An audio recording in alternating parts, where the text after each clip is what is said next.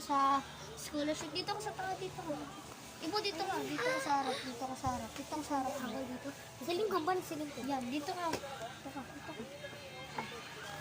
Yan. Hindi na. Ano ba yung scholarship?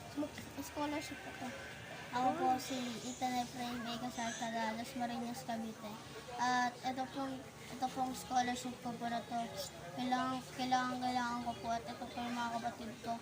Ito po yung kapatid ko na mamakla araw-araw dahil sa pang-araw. Uy, huwag po ka tumawa. Ikakat ko yun. Ikakat ko. Ikakat ko na lang. Ulit ka na. Ito po ang kapatid ko. Ito po yung kapatid ko ang namamakla araw-araw para po may pangkain lang po sa amin. At ito lang po yung tumatagayod sa amin.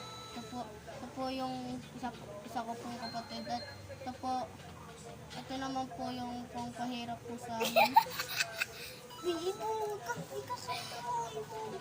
Ikakat ko na lang. Ito po yung kapatid kong tae.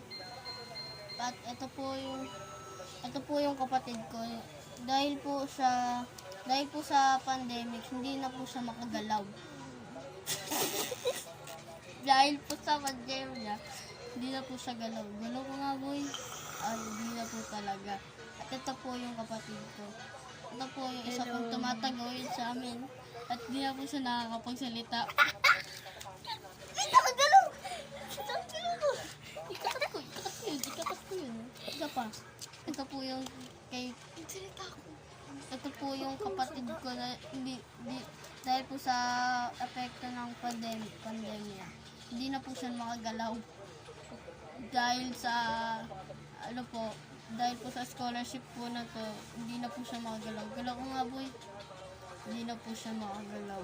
Ito po yung ate ko. Dahil po sa nakaraang pandemya, hindi na po siya nakakapagsalita. Dahil,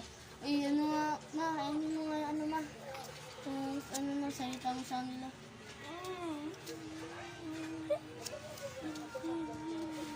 Yan po, pinag-pray na daw po tayo. Kayo, manahimik kayo dyan. Okay na.